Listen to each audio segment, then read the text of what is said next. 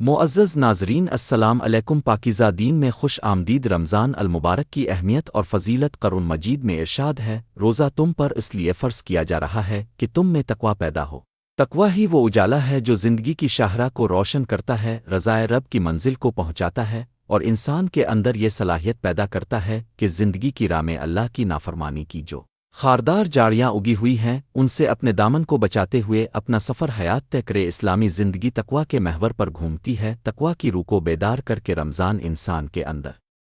وہ ذمہ دارانہ نقطہ گاہ اور طرز عمل پیدا کرتا ہے جو مومن کے لیے سرمایہ حیات ہوتا ہے روزہ اور قرون بندے کے لیے اللہ تعالیٰ کی بارگاہ میں سفارش کریں گے روزہ کہے گا کہ اے رب میں اس بندہ کو دن میں کھانے پینے اور دوسری خواہشوں سے روک دیا تھا لہٰذا اس کے بارے میں میری سفارش قبول فرما لیجیے اور قرون مجید عرض کرے گا کہ میں نے اسے رات کو سونے نہیں دیا لہٰذا اس کے بارے میں میری سفارش قبول فرمائیے چنانچہ دونوں کی سفارش قبول کر لی جائے گی ماہ رمضان ہے جس میں قرون نازل کیا گیا ہے رمضان میں قرون کو ذوق و شوق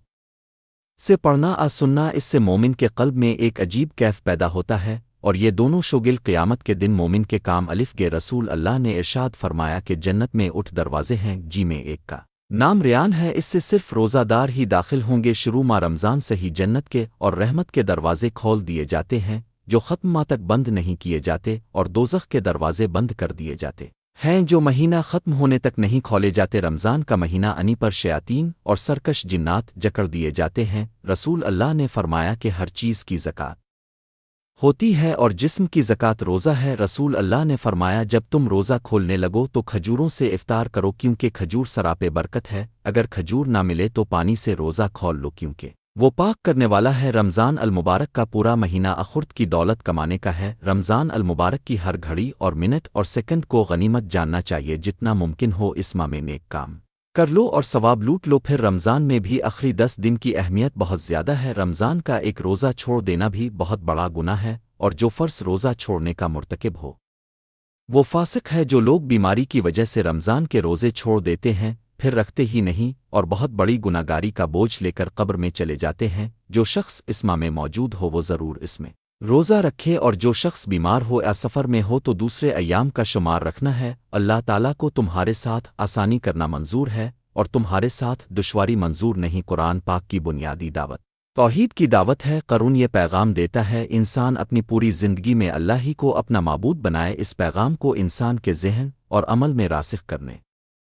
کے لیے قرآن نے نماز اور روزہ کی شکل میں ایک عملی پروگرام بھی پیش کر دیا ہے تاکہ مومن بندوں میں وہ صلاحیتیں پوری طرح جاگر ہو جائیں جو رضائے رب کی راہ کے لیے سفر کا کام دیتی ہیں اللہ تعالیٰ سب لوگوں کو توفیق عمل سے نواز ہے کہ وہ رمضان کی برکتوں کو زیادہ سے زیادہ حاصل کر سکے رمضان المبارک تربیت اور تزکیہ کا مہینہ ہے اللہ کے وفاداروں کا مہینہ ہے ان کا مہینہ ہے جو اللہ کا ذکر کرنے والے اور سچے ہیں اگر یہ مبارک مہینہ بھی تمہارے قلوب کی اصلاح نہ کرے گا گناہوں سے نہ بچائے گا اور تمہیں اہل بدعت اور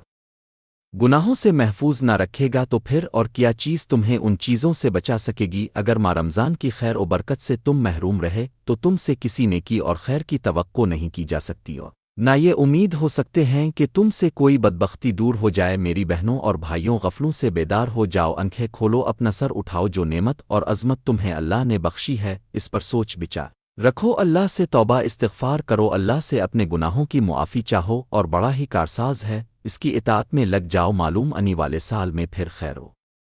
برکت کا مبارک مہینہ نصیب ہوگا نہیں بہت سے قیام و تراوی کا اہتمام کرنے والے ایسے ہیں کہ ان کو زندگی میں دوبارہ کے قیام اور تراوی کا موقع نہ مل سکے گا کہیں ایسا نہ ہو کہ تم اپنی مصروفیات اور مشاغل میں لگے رہو خیر و برکت کا یہ مہینہ نکل جائے اگر ایسا ہوا تو تم بڑے خسارے میں رہو گے اگر ہم نے اس خیر و برکت کے عظیم مہینہ سے استفادہ اور غفلت سے کام لیا تو یاد رکھو کہ یہ مہینہ اپنا وقت پورا کرنے میں غفلت کا ثبوت نہیں دے گا اور بڑی ہی تیز رفتاری سے یہ گزرتا چلا جائے گا اللہ تعالیٰ فرماتا ہے کہ ابن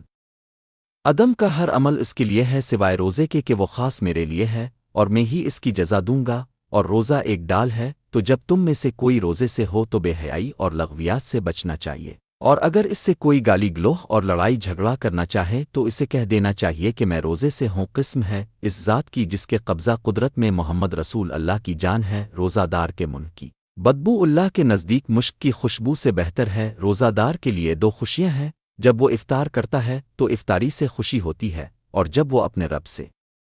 ملے گا تو اپنے روزے کی وجہ سے خوش ہوگا، ذرا غور کرو اور آنکھیں بند کر کے دیکھو کہ اللہ کے رسول اور تمہارے نبی کیا فرما رہے ہیں۔ روزہ اللہ کے لیے ہے اور اس کا اجر وہ خود دے گا۔ بھائیوں، روزہ اللہ تعالیٰ کی ایک مہمان ہے، اس کی قدر کرو گے اور اس کے حقوق اور ذمہ داریاں پوری یکسوئی اور دل سے ادا کرو گے تو یہ تمہارے لیے ایسا مہمان ثابت ہوگا جو جب جاتا ہے تو اپنے میزبان کو اس کی میزبانی سے نوازتا ہے، اور یہ تو اللہ کا مہمان ہے، اس کی نمازیں تو تمہارے لیے دین اور دنیا دونوں میں معین و مددگار ثابت ہوں گی۔